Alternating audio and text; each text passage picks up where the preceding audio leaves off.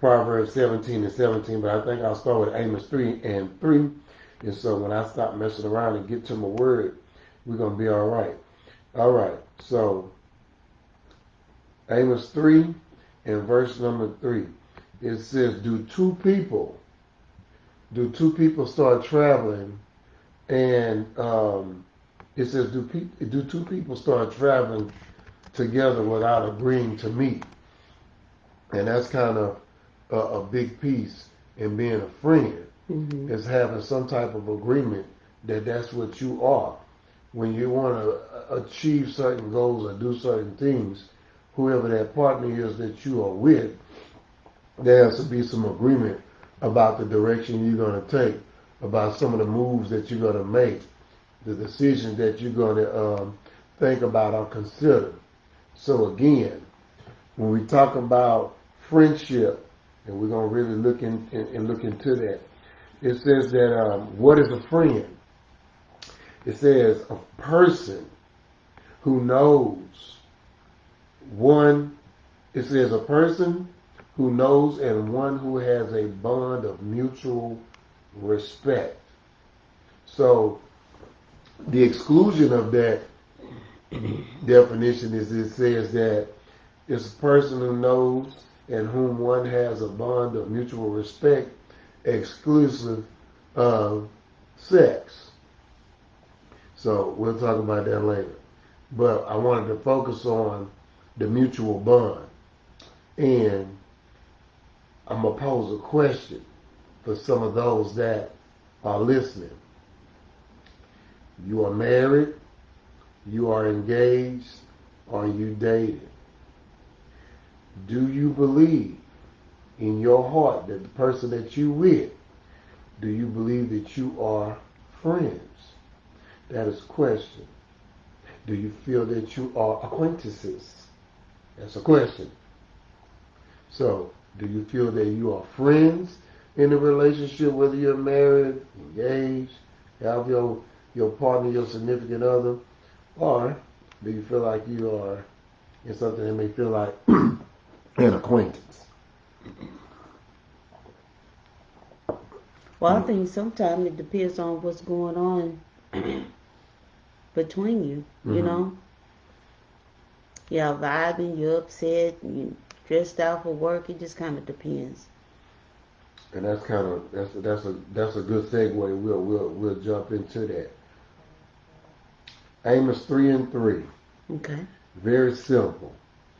How can Millicent and I walk together in this relationship unless we agree to meet?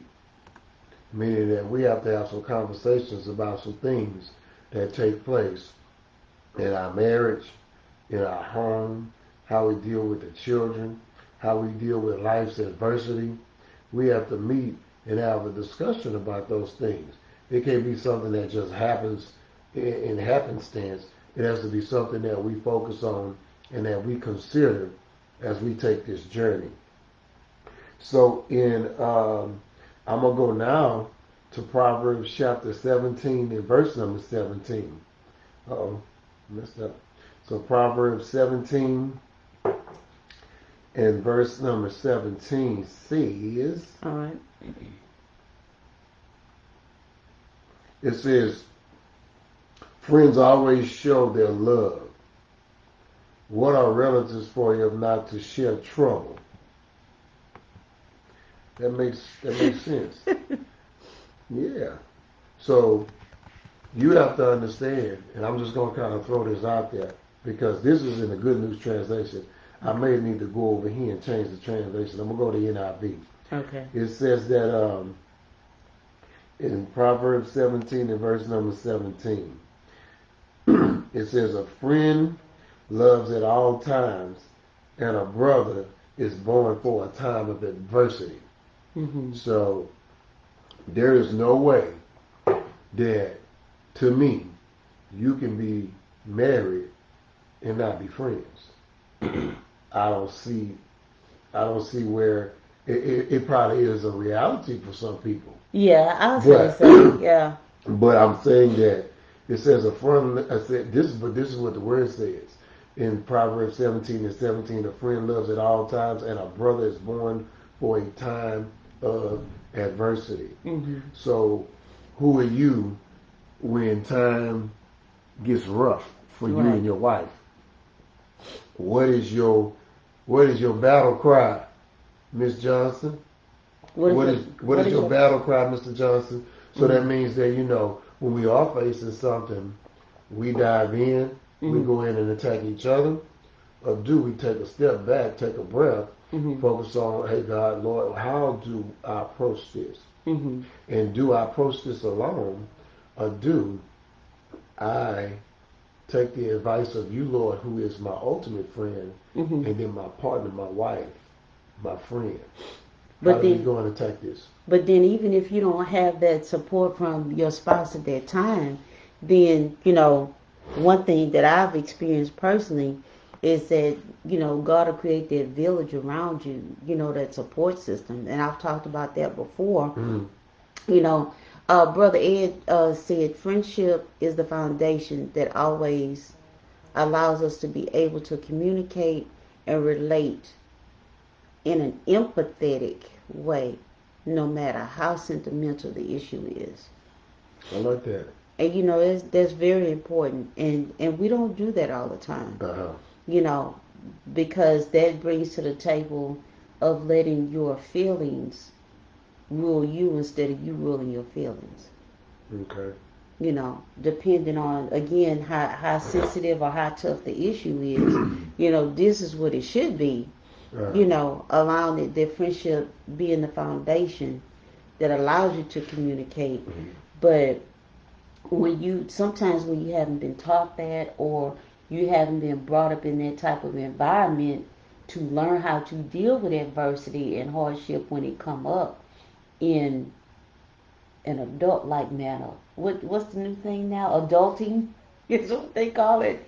I don't know When you what haven't been taught or given those tools and instructions, not just the instructions, but the tools and the instructions to use that in your adulting, it's hard. Are you my friend? I'm your friend. We can be better friends, which we're working on. You see how swollen my face is, friend, and you let me get on here. You could have put a divider up, and it could have been you. It just could have been me. Yeah, because my allergies. Look at my face. Now, I could just give you a mask and they can cover all of that up, and then they can just see your eyes. I don't like that. I can do that too. No? Oh, okay. But I think that she's right. And so, and that's something that, if you're being transparent, you want to be open and honest and work on that. There are a lot of things that we do together. So I like what Brother Ed said about that, being empathetic, a foundation, and that person is there for you no matter what. They're able to put aside whatever issues that may come up.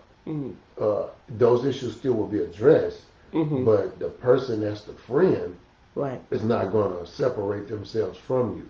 Just like in the Bible it says that he's not going to separate himself from you. We are the ones that typically separate ourselves from God, but he is the one that is always there, whether the door opens, whether it closes, whether we go around or above or try to dig a tunnel underneath it, he's still there with us, focused on how to be able to support us. We don't always like the answers. Right. We don't always like the response that God may give us. But when you and your spouse are walking together and you experiencing some things that may not be the best, then when you see your spouse struggling, you should step up to help them as a friend. You should be there to support them as a friend, not to support wrong, because she should never support wrong. Right. And let me say that she shouldn't be supporting wrong. But if I'm struggling with something and I need help, first, as a friend, I should accept the help. Because I think that when you're talking about building a relationship and a friendship with your spouse or with your friend or partner, whatever, is that there are times when she say, can I help you? And I'll be like, no, I got it. Yeah. And so that's something I'm working on because I'm just used to doing stuff.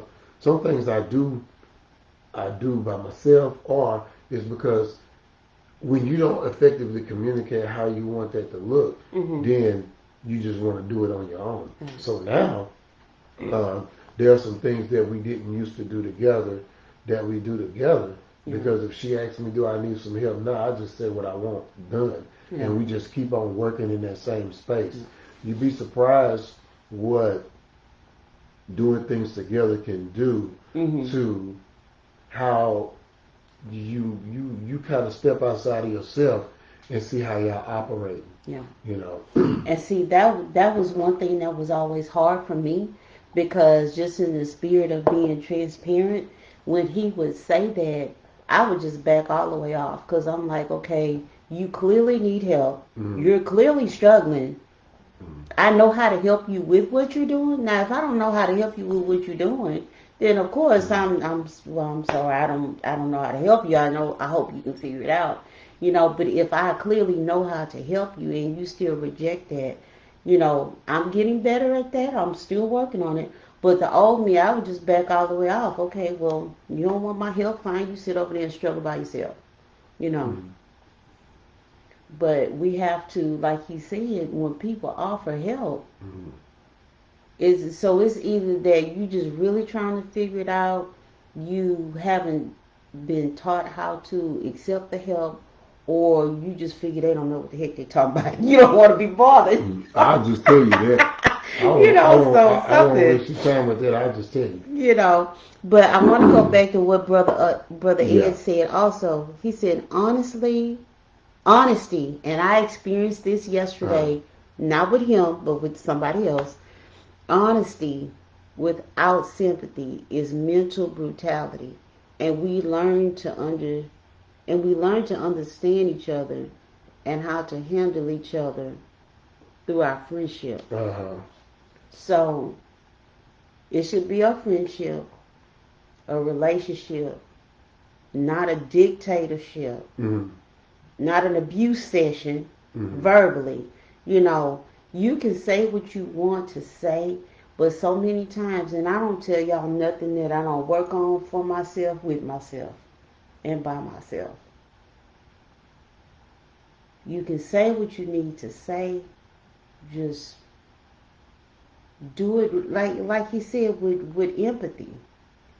Say what you have to say, but also being mindful of that person's feelings.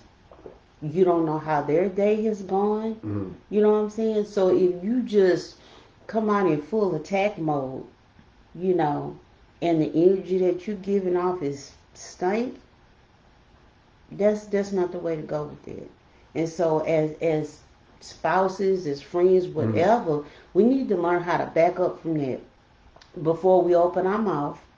Think about it, the power of the pause, and reformulate or restructure how we want to say that, and just make sure that we're saying it in love, because they can do a whole lot of damage.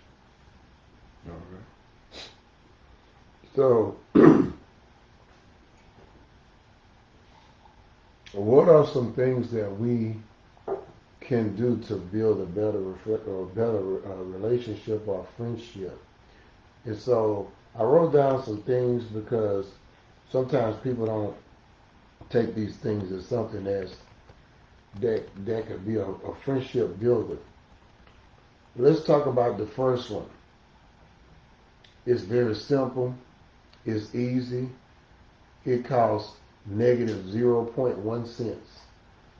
Just get your wife, your fiance, your friend, and go for a walk. Just go for a walk. You can walk and talk, or you can walk and say nothing. Most of the time, there's a lot of things going on that you can tell about two people walking together. You'll notice that they may start out walking together. Then you may see one in the front. Then the other one may be in the front. Then at some point they're walking together again. There's that back and forth. There's no scripted conversation that needs to be had. It could just be something where, how was your day? Or it could just be something about, you could see somebody actually walking to, and you see how they kind of navigating each other. Or you can see somebody at the park, and they're sitting down, and they can have their family, and you can see kind of how they're interacting. Mm-hmm. But taking a walk is a natural thing that doesn't cost you anything, but you can gain a whole lot from it by just taking a little small walk on your street, at the park, doing anything like that. It's just a walk. It's not an interrogation, and don't try to make it to be one. You could be talking about something that you have in common. You could be talking about something that you have a goal to do. You could be talking about something that you set on the calendar, and just a reminder that, hey, this is something that we put down that's important and we need to make sure that we still do it. Mm-hmm. What are some things that we haven't discussed that maybe we need to discuss? And then that walk could turn into veering off of the walking path and now sitting down and actually looking at each other face to face. Mm-hmm. You know what I'm saying? And then having a conversation with that.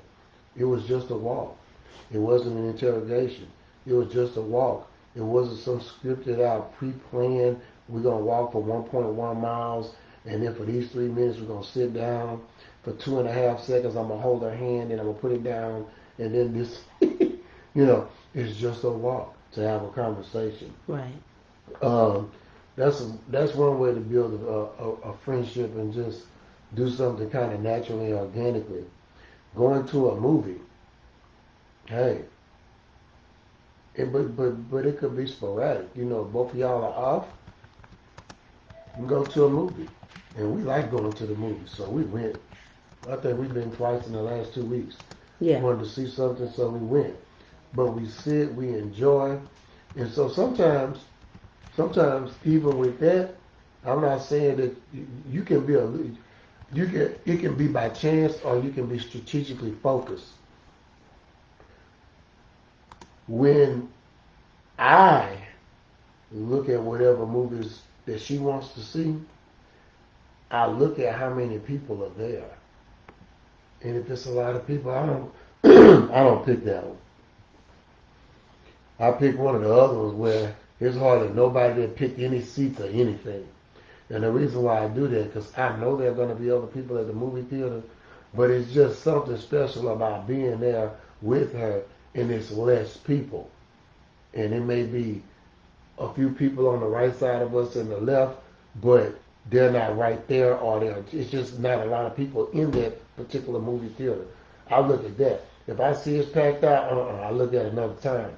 Because when I'm in there with her, the goal is to be able to enjoy the movie with my wife, going to the movies. Now, my wife won't get milk duds and popcorn and all that stuff. That ain't my thing.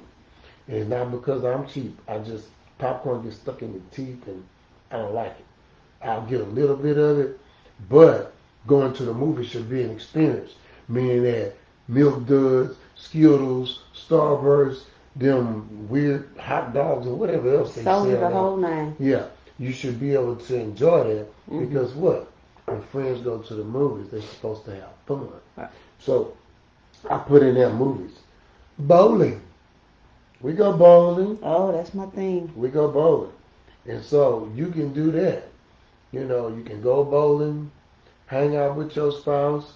If you don't want to eat the nasty bowling food, or if the bowling alley got really good food, I don't care. Or you can just bowl and then say, you know what? It's dinner daytime and we can go find somewhere else to eat. Now, this is the one that is not funny. It's interesting. So my wife said, you go to the golf course, but you never take me. And I said, well, you don't have any clubs. I've been asking him to teach me how to golf for years. He don't want to do it. So she said, we can rent clubs. I said, if you can rent clubs, and many times you rent clubs, you're going to be paid for a set. So she want me to take her golfing, but she don't want to buy a set. We have to buy a set. You ain't got to buy the $2,000 pings or the top flights, or you don't have to, or the Titleist or TaylorMade, but we gotta get a starter set. And so that's gonna be our next little togetherness. We're gonna try to hit some golf courses, which we can go to.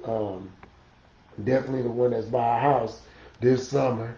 I've already talked to one of my friends and let him know she needs to start a set.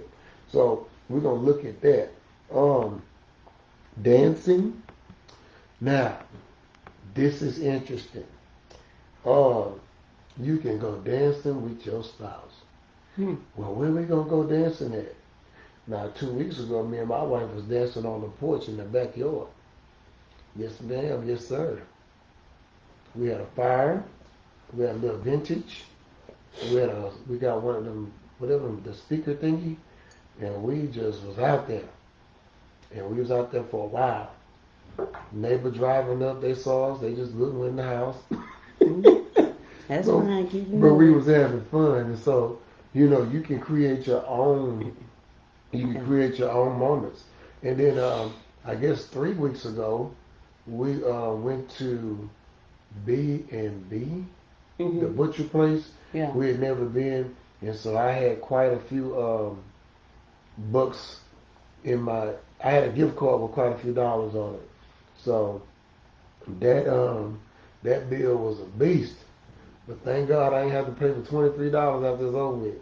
Cause boy, them numbers was up there. But the food was amazing. Yeah. And it was really nice, and how they treat you and everything. So I was so glad to be able to have that experience with her and go to just different places, because we're really trying to just go to different places and be able to experience different things. But again, about building that friendship. So one thing that we did agree on several weeks ago was that we were going to try new things, or go to different places when we do go out for date night, instead of it being the same old thing all the time, and just. I guess the other thing we need to think about is just doing more spur of the moment stuff. Mm-hmm. You know what I'm saying? I know we, working during the week, you tired or whatever, but sometimes you need to break that up. Mm-hmm. So you have the autonomy to do that, and then your spouse, and even if they're a little hesitant, get them out of the house if that's what it needs to be. If you need to change the scenery, get them out of the house. Right. Because of the porch situation, we really can do some of the things that we were doing at the park at the house. Absolutely. But before the porch situation, we used to go to Tom Bass Park, and there was a space that nobody ever used, ever. And we made that be our spot. And people would see us. We would always go to that same spot. It was a spot that just nobody wanted to go to, but it was covered with trees. It was right there in the corner. And I was like, man, this is the best spot in the world. Yeah. You got shade, you got access to a restroom, and who wouldn't want to be over here? But I never see anybody over there. So we started doing that, and we would just get some sausage, some boudin, and some bread, and we would have some music, and we would sit out there for hours and just chill as a family.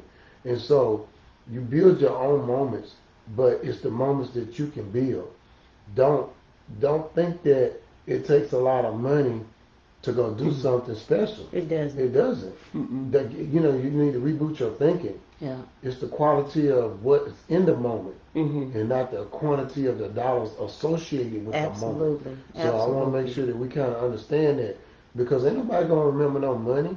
They're gonna remember what was the intent and like what did you get out of it. It's a memory. Absolutely. Nobody gonna be saying, oh hey, he spent $2.5 million when we did this, but everybody was upset and nobody was communicating with each other. The money was Who spent. wants to remember that? That's a lose all the way around. So go ahead, and I want to stop so you can read some. Brother Ed said, friendship requires us to be intentional, wise, grander. We got to water our garden daily and faithfully. Likewise, we got to tend, water our friendship. Absolutely. Absolutely.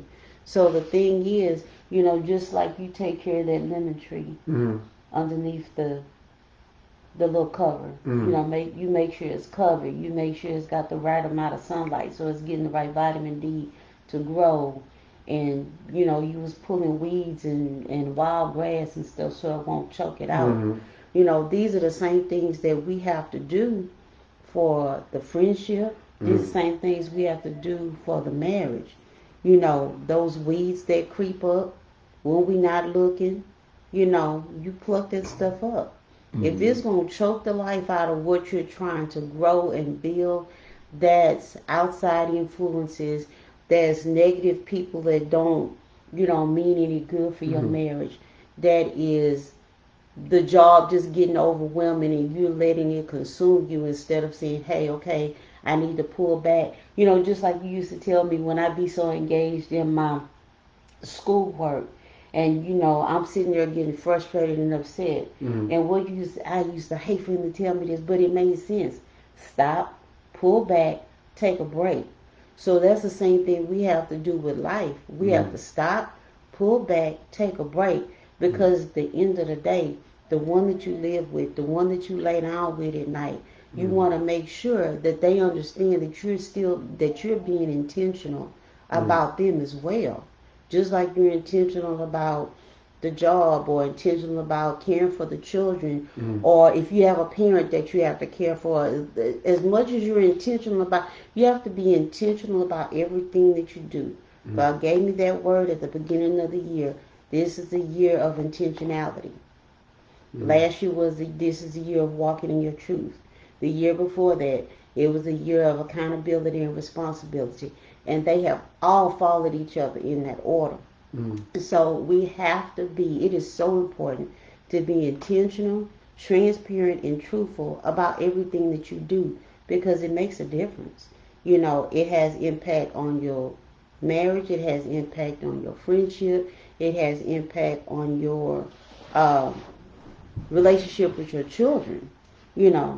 So that's just something that needs to be done, especially if what you've been doing before wasn't working. It's causing stress, it's causing frustration, it's just causing tension. You and your spouse always walking on eggshells, and you're in the same spot physically and mentally and emotionally that you were in 5, 6, 7 years ago. So you should be gaining some momentum. But even if that is not happening, you stop and pause and you look at something that you can do to fix those type of things. But you have to be willing to do the work. And so it's okay to be frustrated. It's okay to even be mad or upset. What is not okay is to let that be the normal. Right. Okay. It's not okay to let that be the normal. Like, this is as best as it's gonna get. And so I will just retreat my wagon and move forward. Absolutely. You pray and ask God to help you to really, dig beneath the surface of whatever the root cause is that, and keep moving. God, show me your way to get rid of this. Help me find out, even if it's just one thing at a time. Because, I told a young lady that the other day, don't try to fix everything at one time. Find one thing, work on that, get it done, and then add to the next thing. There's some more comments over there. Okay. And brother, it said, a profound point, brother. It's about quality, not quantity. You don't have to spend the whole day to go on a date. Just bring a bag of sandwiches and sit in the park and talk. Absolutely. And you know what? I think that was some of the best times. I would get off of work and he'd be like, you know what? Let's go. And by the time I get home, he done went to the store, bought the stuff. I'm changing my clothes and we're going back out the door. So it's just really about building those moments.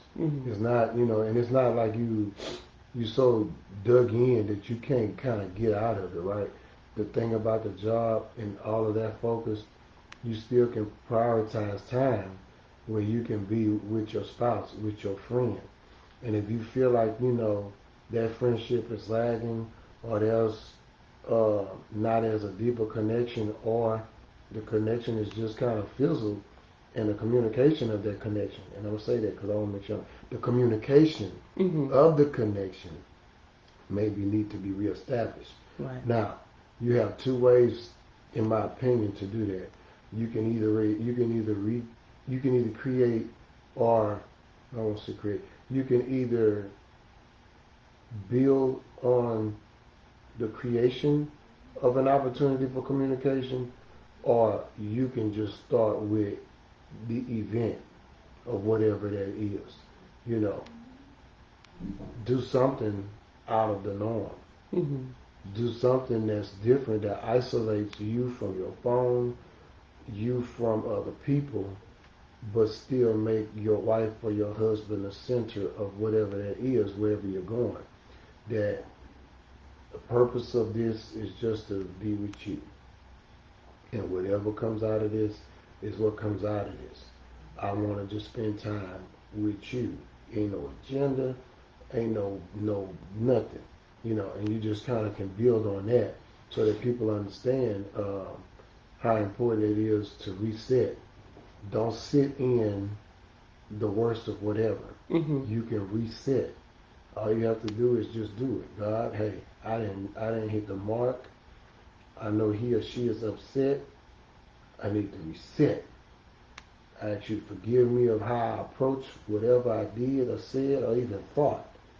Now I ask you to cover this outing or this meeting or whatever it is, so that positivity from the beginning, the middle, and the end is established, so that the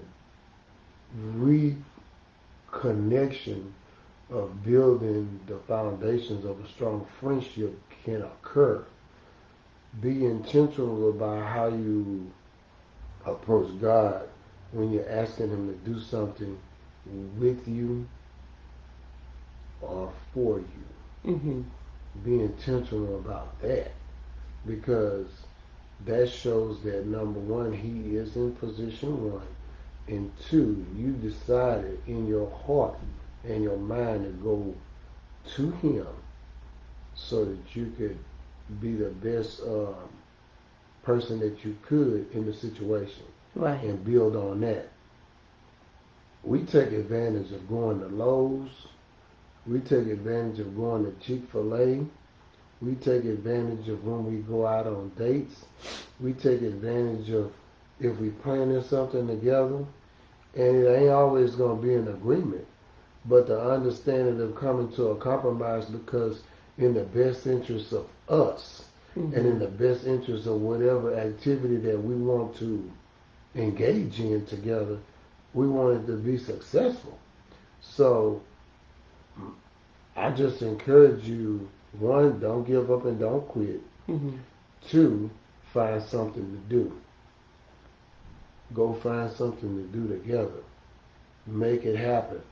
Pray and ask God to change the atmosphere, change the vibrations of the energy. Mm-hmm. You can do that. You can change your vibrations of what you're putting out there.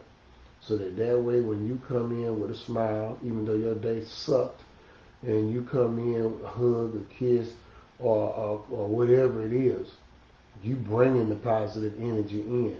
Mm-hmm. That helps to break down the walls that could be already up there, have nothing to do with you. Right. Because at this point, you don't even know what the person has been through for the day.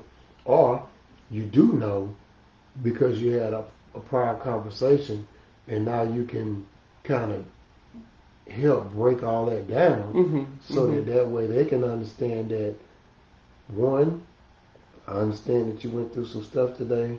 I'm here for you, but I want to refocus your attention, because now you're at home. Mm-hmm. So I want to give you some time to do whatever you need to do to decompress, and then, let's get at it about us, And mm-hmm. so those are things that you can do in practice, because all situations are different. But by doing that, mm-hmm. you're still making you're making your spouse know that you're being intentional mm-hmm. about them in doing that too. Mm-hmm. And that's important. Oh, goodness. Brother Ed said, ask ourselves how many hours in a week? How much intentional time do I put into my mate? That's good.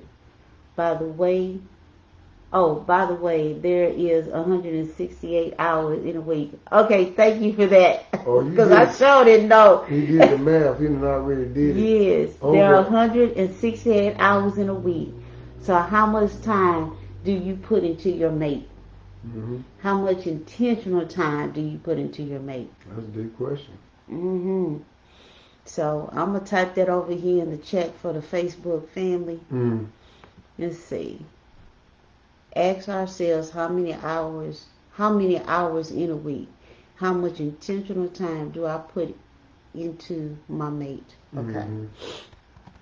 All right. Thank you for that. I'm putting that in there. Okay. How much intentional time? Okay. And then I'm always going to go back and check so I can see what these answers are. Okay. So Marriage Matters family, we're going to start wrapping it up. Now, if you have something you want to put in the chat, we are more than happy to go through anything that you put in the chat. I want you to commit to doing something with your spouse this week. And don't think about money. Get that out of your mind. Think about the quality of what it is that you want to have to occur. Think about that. And, it could be something that's impulsive or it could be something that's thought out. But just make sure that it ain't got to be because, well, I can't do it this week because we ain't got no money. You don't need no money. You can take a walk down the street. You can walk around your property. You know what I'm saying? You can do other things. So just think about how you want to engage with your spouse, with your friend, with your fiance, and commit to doing something this week that goes against the grain.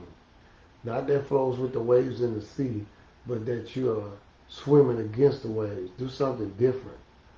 Do something that you normally wouldn't do, but it adds some spice to what y'all have together. You'd be surprised what you'll get out of it, and be ready to share when we talk about that next week. And if you have some pictures of that moment, post those pictures on Facebook and on Instagram. Hey, Marriage Matters family, this is what we did. We were intentional.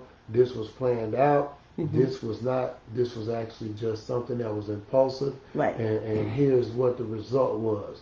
You'd be surprised. Remember, and I still want to keep focusing on this because this is even for me. 7 days is a habit. 14 days, you kind of putting yourself in a position where you see it being the trajectory of becoming a lifestyle change, but you do something for 21 straight days, it becomes a lifestyle change, meaning that it's embedded. You understand? It's like the soil and the earth.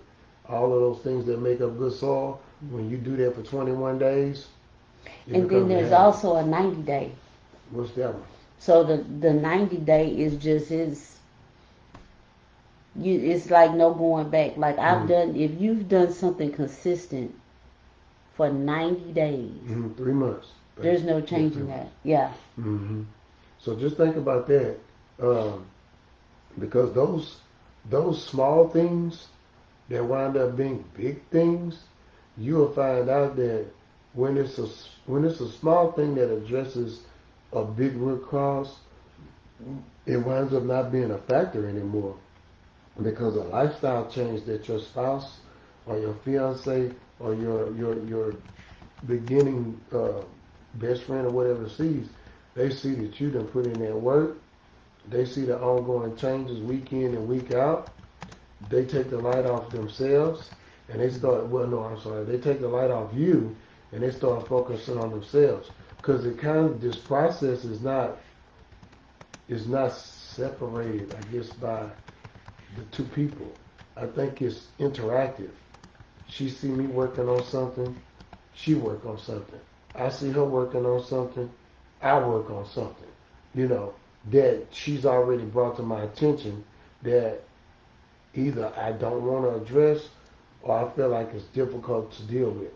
But when you see that the person's showing growth, you see them gaining strength, you see them gaining territory, because I believe in acquiring territory. Uh, when you lose territory due to your own demise, or you lose territory due to the enemy wanting to take it from you, and you don't fight to keep it, then that's an issue.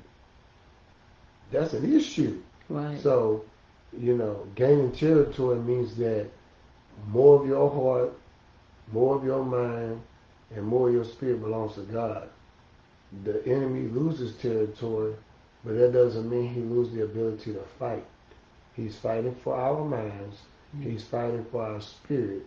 He's fighting for our soul and body. Mm-hmm. So that is something that we want to always gain territory, building a legacy, building a friendship with God.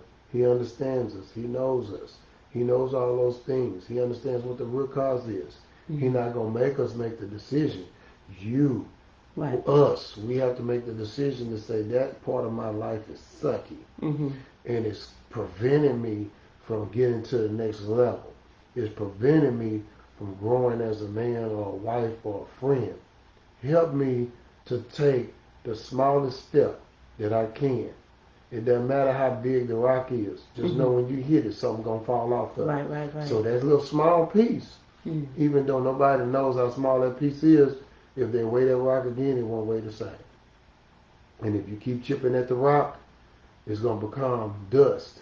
Mm-hmm. And it never be that, I don't know, that hill or mountain or whatever it is that seems to be impassable. So again, do something this week. Mm-hmm. Do like Brother Ed said, kind of look at the time in the week and think about how you prioritize time, right? First with God, mm-hmm. and then with your spouse, right? Absolutely. And then your family, and however you want to do order. that, right? But you have a place to go, mm-hmm. Private place to go and talk, private place to go and think, private mm-hmm. place to go and meditate. It's there for you. Right. Okay, so there's a second question. Uh-huh. So we got homework this week, guys, and whenever we give you our homework, we do it ourselves. So we're not just throwing stuff out there. So the second question also comes from Brother Ed. What is the one thing you feel I don't understand about you?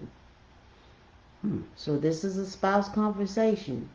What is the one? What is the grown-up conversation? What is the one thing you feel I don't understand about you? Okay.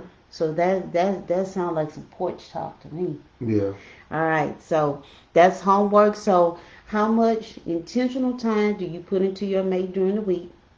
And there's 168 hours in the week. Yeah. Question 2. What is the one thing you feel I don't understand about you? Let's see. Okay. All right. Good morning, Katie. Good morning, Jeannie. All right. Okay. So text that to me. Okay. Because that's gonna kind of frame how we think this week. I wanna really. It's a lot of questions we gotta answer because we've been doing this. First we did a 21-day devotional. Mm-hmm. Then we did a 5. Mm-hmm. And now we're on a 10. And it's by David and 10. It's like 1,000 questions in there. Yeah. But they're good because they're good. Yeah. And so we gotta kind of level our time. Mm-hmm. But these questions are strong, so I just want you to text them to me so I can think about these throughout the week. Okay. Because it's gonna probably be a fluid conversation mm-hmm. about that. And then as we continue to engage in that conversation about those 2 questions, mm-hmm. it can be more than just a porch talk because I feel like it's going to take a little bit longer. Oh, yeah. But the reality is that we can definitely discuss it mm-hmm. and we can focus on how that can impact our thinking right. on what we do going forward. So I like that. So thank you, Brother Ed, for putting it out there. All right, so we're going to go ahead and close it out. Mm-hmm. But the thing is, on Instagram and on Facebook, even after I close it out, just remember, always go back and check for questions, mm-hmm. comments, concerns, or whatever, and address them right there on the spot. So we're going to tune in next Saturday. At 9. At 9 o'clock. We're going to do that for a little while, see how it goes. Definitely, we're going to have to make ourselves do some during the week check-ins. You know, nothing long drawn out, just something real quick. Try to help keep you focused, see how you're doing on your questions. If you have questions, comments, concerns, you know, whatever that you want us to address, please send those. We'll talk about them in depth and just get it going. Keep lifting each other up, building each other up, praying for each other, and that's how we build that camaraderie. You know, and that's what it's all about, focusing on building healthy marriages and healthy friendships. And anything that you tell us that is private, it'll never leave us. You know, so we just want you to know that, because we have a couple we're working with, and they are extremely outstanding. We love them, and so we just appreciate the fact that we want to continue to focus on the journey, because you really don't know how you are impacting others. Right. If you really knew how you were impacting others and the positivity from your relationship and how that's impacting others, you would be blown away. Right. Because everybody have issues that they may deal with, they may not be proud of, but the impact that you have on others, you will be surprised how people view you and your relationship and what you got going on, how you impact with your family, how you interact with your kids, how you interact with what you do at work, and how you prioritize those type of things. They look at that. They may not say nothing, but they're looking. Right. All right, Marriage Matters. We all will talk with you next Saturday. We're definitely going to try to make sure that we do a check-in this week. Okay. So we'll see you then, but definitely next Saturday at 9 o'clock. 9 o'clock. And we'll see you then to discuss more marriage matters, because your marriage matters. Bye. Y'all have a great weekend.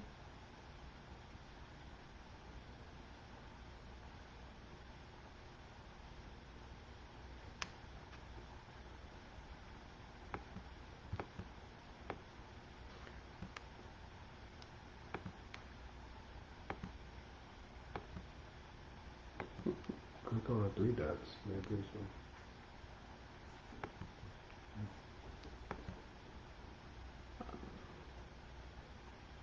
Ooh. Okay, hold on, because it's still going.